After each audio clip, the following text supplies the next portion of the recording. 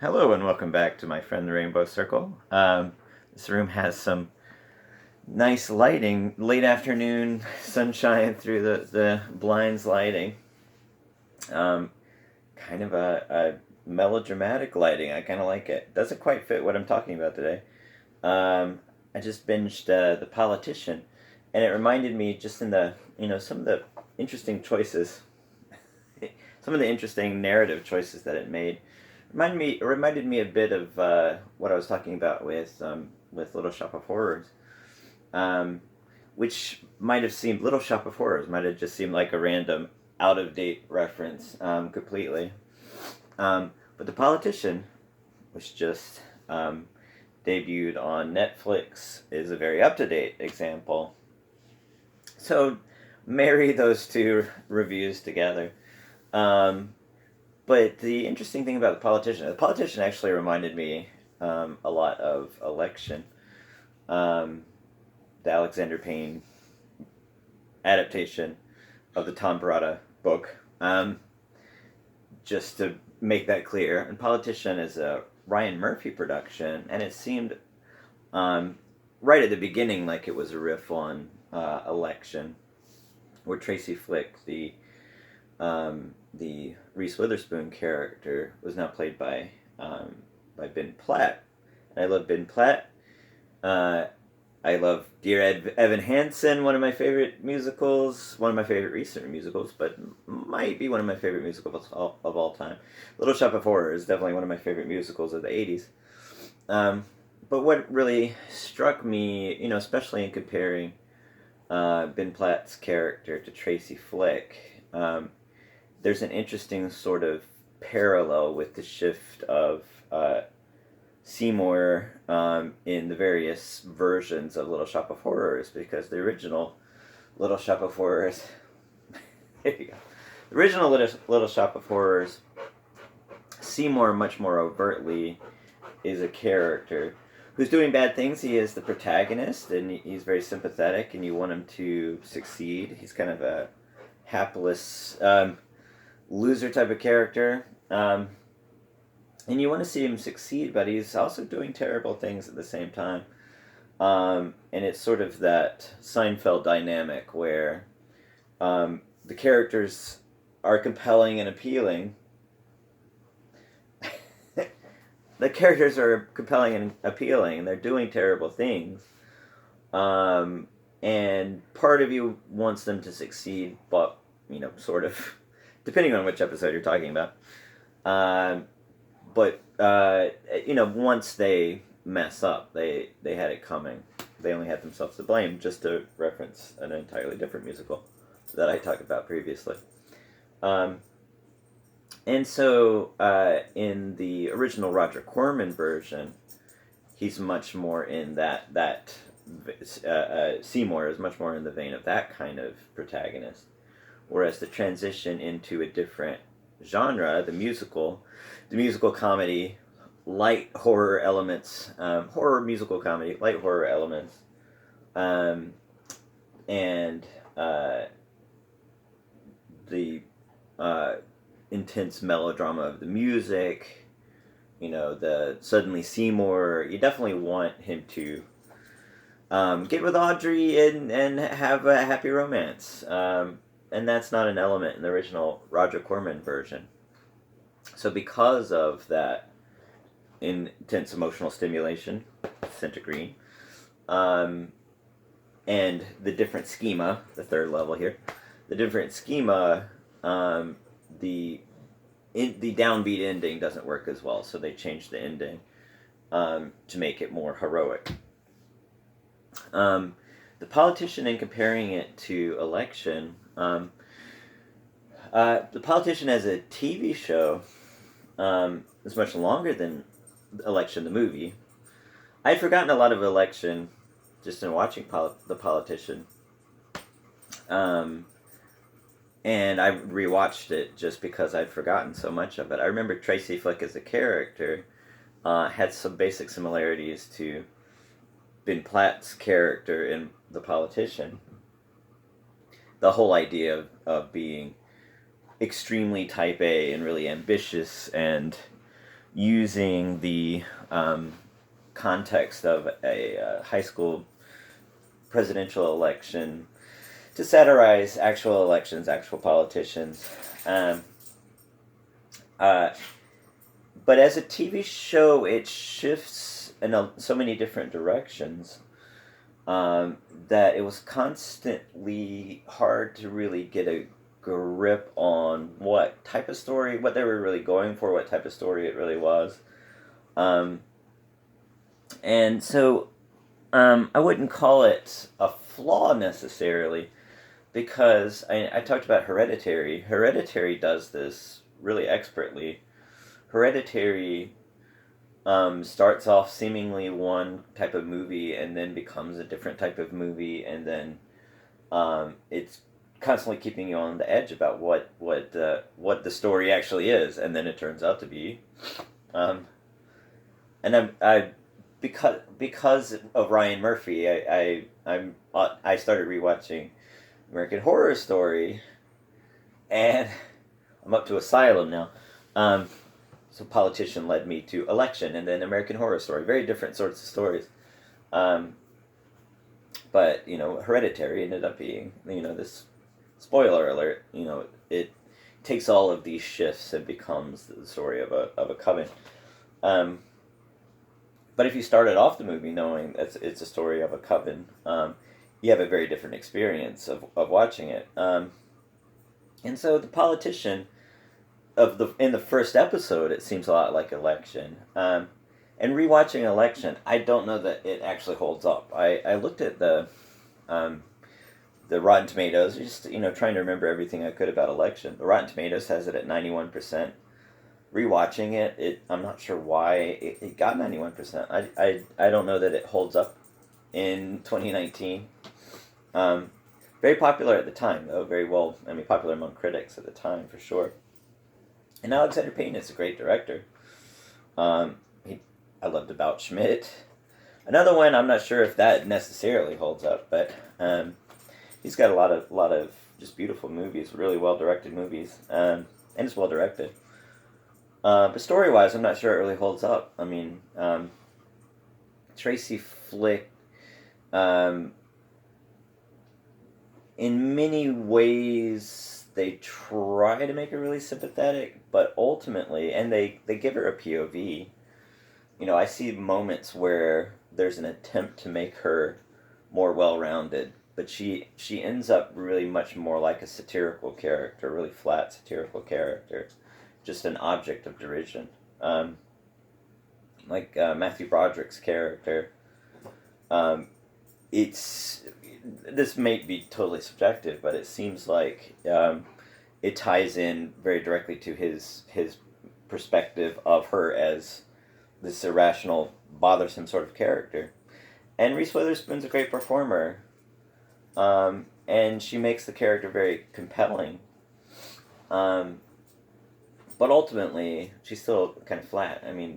I had totally forgotten about the whole statutory rape storyline that kind of defines Tracy's character. And by the end, she still is wondering about this teacher. And she still has feelings for this teacher who committed statutory rape. That's one part that definitely I don't think would age really well in 2019. But what's the deal with her character? She's really just ambitious, and she ends up being sort of a satire of ambitious characters, super type A type of characters. And I don't remember that much about the novel either. Both of those kind of left my mind in terms of the specifics, but I do remember Tracy Flick as a character as being really compelling and interesting, but ultimately kind of a flat satirical character. So you come out of Election just, with the perspective that she's more satirical than she is an actually fleshed out character, from my perspective. But I wonder if that's what critics at the time appreciated about it. Schematically, it's a satire of political ambition in the context of a high school. Sort of like, schematically, the first Little Shop of Horrors is sort of a wacky horror comedy with, you know, these Seinfeldian sort of protagonist who gets what he deserves at the end. Maybe. But The Politician, as a series, it shifts so much that it's a good show. I enjoyed it. You know, if this is functioning as a review. I'm not sure anyone's going to watch this and say, I wonder what he thinks about The Politician. As a review, yes, it's really interesting watching. It's really compelling. It's got lots and lots of intense things going on. And Ben Platt is an amazing actor. I love him in Evan Hansen. That's why I started watching it, because of Ben Platt. And in the Pitch Perfect movies, I didn't make the connection. You know, I saw the Pitch Perfect movies before Evan Hansen, but I love Evan Hansen. I can't hate Ben Platt in anything. But I'm wondering, I mean, just in trying to get into the heads of Ryan Murphy and the other creators, I'm wondering if that Ben Platt ended up being a flaw in that he's so good at being sympathetic. It's sort of like transitioning from the Seymour, I don't remember the actor, but the Seymour who was in the Roger Corman Little Shop of Horrors, who's less sympathetic, more of a bumbling Jerry Lewis type of character who, you know, gets himself into trouble. Transitioning to Rick Moranis, who's much more sympathetic, plus adding on top of that the music that makes him more intensely, melodramatically, emotionally connected to Audrey and things like that. Changing the whole dynamic and trajectory of the whole show, or whole movie. I'm wondering if Ben Platt, just by his very nature, is much more sympathetic. And that's not a knock against Reese Witherspoon. Reese Witherspoon is very, very versatile as an actress. You know, she went from Election to Legally Blonde, and she, you know, in totally opposite sort of perspective. Legally Blonde's not my favorite Reese Witherspoon performance. Be still. And Cruel Intentions, a very different character in Cruel Intentions, a very different, you know, around that same time, you know, she played very, very different characters very effectively. Ben Platt is an amazing actor, but the character he's really good at is the deeply emotional, deeply sympathetic, Rick Moranis as Seymour type of character. You want to see him succeed. And so he does these really type A type of things. Sit down. You don't have to be in my face. You're too ambitious to be in my face, Tracy Flick. Please don't. So he's really super ambitious, and that super type A sort of character, kind of like Tracy Flick. And they even touch on in the first episode, they give hints about psychopathology. You know, they give these little moments for Ben Platt's character, Peyton. I just watched it, so I remember the character names. Peyton and his opponent, Astrid.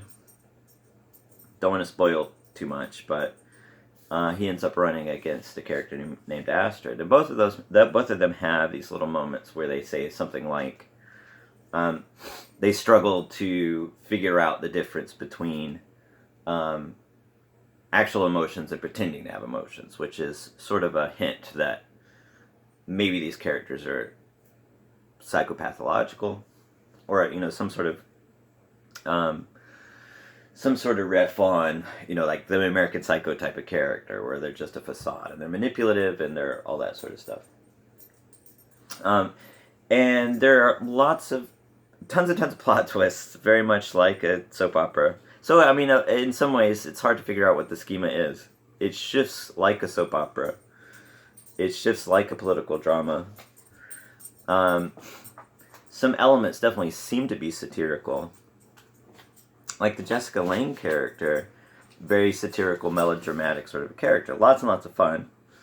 You know, the very dark character, the mother of Peyton's running mate, Infinity, and deals with very dark subjects like Munchausen's by proxy and cancer and all kinds of really and suicide. There's a lot of references to suicide just throughout the whole thing, and murder plots and what have you.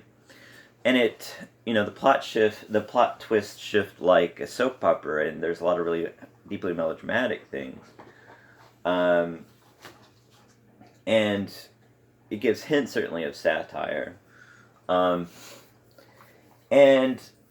what I was worried about watching it was that it would be a satire, because that's not really my favorite type of political satire. Is not really my favorite type of thing. Like Election, it's not really my favorite movie by any means. I don't know that just personally I really ever loved it. Just more objectively, I don't think it fits 2019 for sure. The Reese Witherspoon performance is really fascinating. It's definitely one to look at from an acting perspective, especially compared to all of her other roles. But yeah, political satire just personally is not my favorite thing.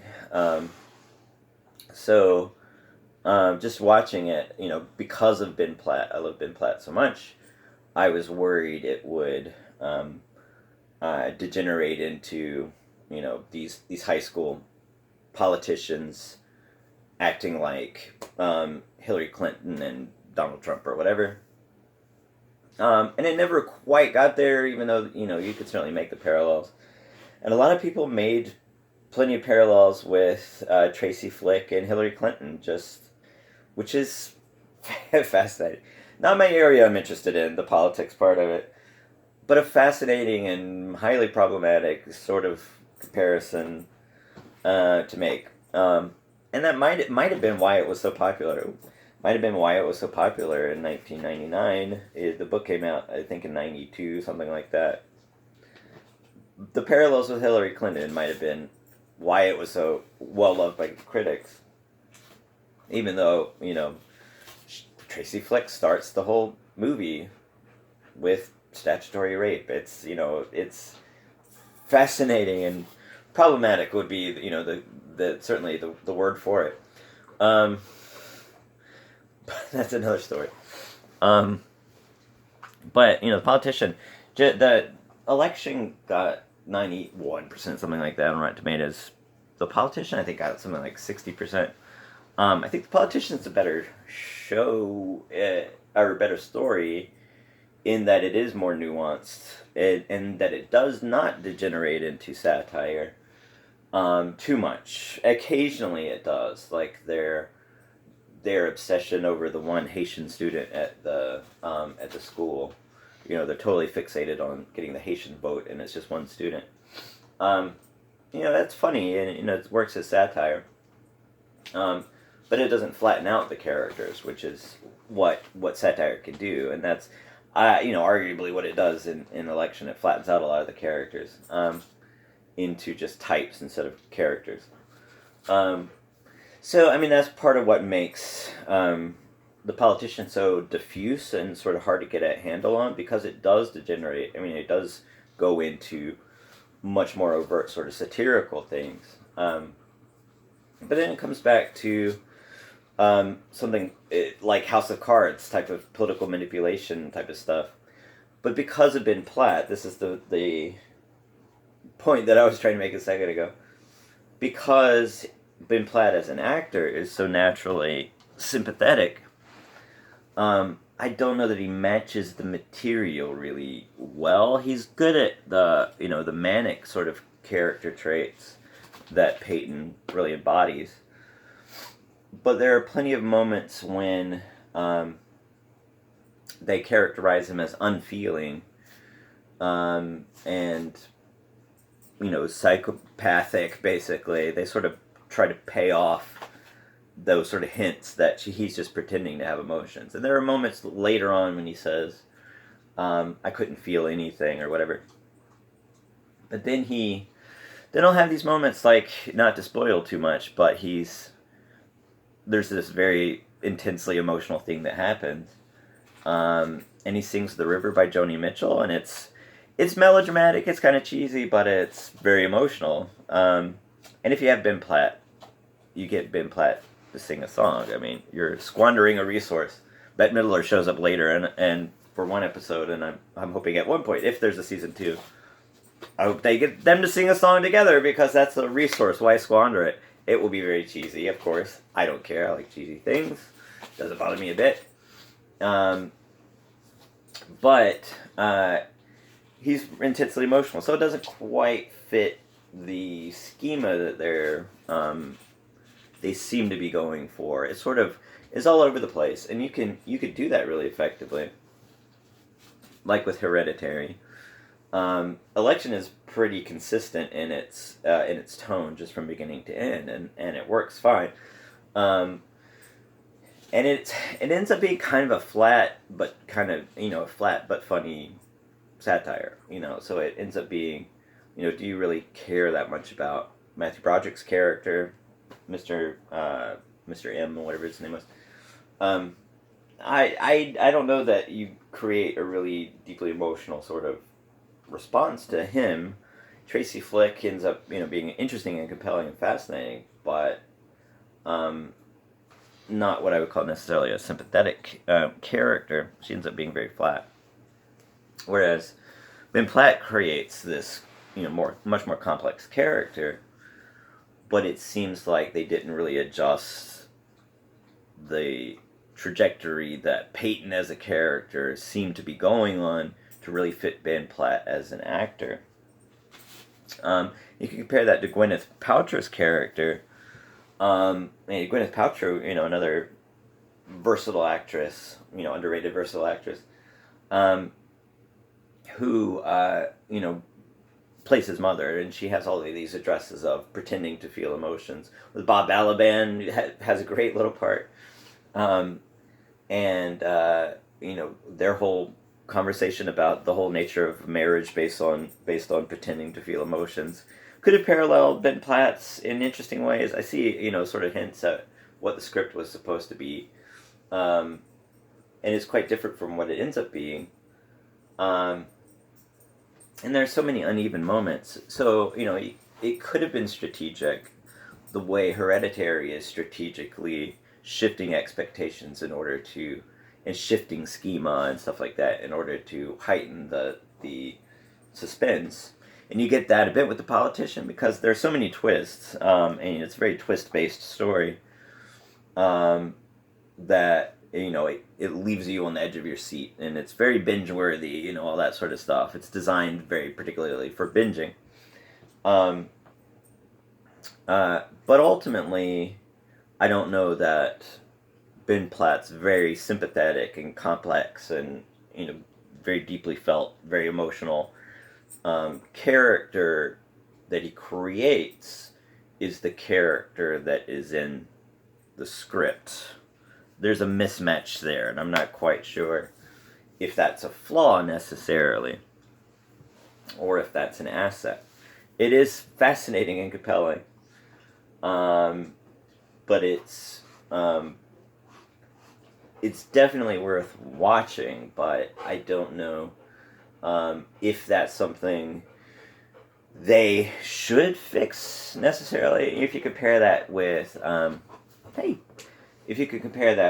the original ending, my point of tie it back to Little Shop of Horrors. Original ending of Little Shop of Horrors, the Audrey 2 breeds and takes over the world. A very downbeat monster movie ending. That's easy to fix. That didn't quite work for the story, because Rick Moranis as Seymour is much more sympathetic than the original Seymour. So you shift that to be a more heroic ending, where he electrocutes Audrey 2. Can you believe that? He electrocutes Audrey 2. He's so heroic. I don't know that you can do that necessarily with Peyton, where it turns out that the performance, you're, capitalizing on this amazing singer who does these intensely emotional songs by giving him some songs to sing. You make him a much more sympathetic, sensitive sort of a character than the psychopathic, ambitious Peyton character you originally had written. I don't know if it's necessarily as easy to fix, or necessarily even a flaw. It does make it really fascinating in a very, very different way than than Tracy Flick is fascinating. She's a fascinating train wreck sort of a character that is ultimately kind of flat and satirical, whereas Peyton is a fascinating character because his presentation as being so sympathetic doesn't seem to match the material. So it's definitely worth watching because it's so fascinating. So if you're really identifying the flaw in a story and something that you can fix, having that sort of mismatch could enhance the stimulation, like it does in Hereditary. Could enhance the stimulation, could make it far more fascinating.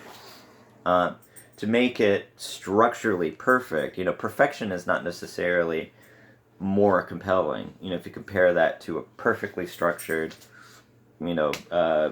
political story, or a satire or something like that, it's not necessarily a perfectly structured story where everything fits. It's not necessarily more fascinating or more compelling or more stimulating. Something that's imperfect in a really fascinating, compelling way can be exactly what it needs to be. I'm not sure that The Politician is, but that's an example of where that sort of mismatch, I don't know if I would be as interested in Peyton as originally written. I don't know if I would be as interested if he's just a psychopath who's overly ambitious and doesn't feel anything and is just a satirical character. I wouldn't necessarily want to watch Election, the series. I wouldn't necessarily want to watch, Tracy Flick, unless it gave Tracy Flick much more of an actual, texture and three-dimensionality. That's sort of a one-trick character, a one-off character. Whereas that sort of mismatch of Ben Platt and Peyton makes it more of a roller coaster, more fascinating, trying to get a good handle on it. So schema is to tie back to the Rainbow Circle. Schema is a step of comfort. You have the pure stimulation of intense emotionality. So you have sort of a chaotic story where all the emotions are all over the place. Schema is a step of comfort where you bring a bit of order to it, and it sets up expectations of the audience, and if you fulfill those expectations, it's comforting.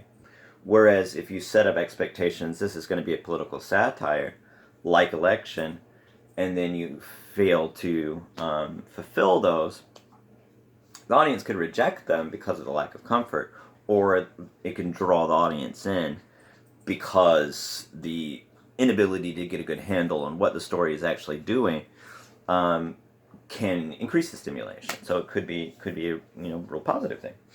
So anyway, that's my sort of semi-pseudo The Politician review. But it hopefully makes my review of Little Shop of Horrors much less random and out of nowhere. Maybe. Who knows? Who cares?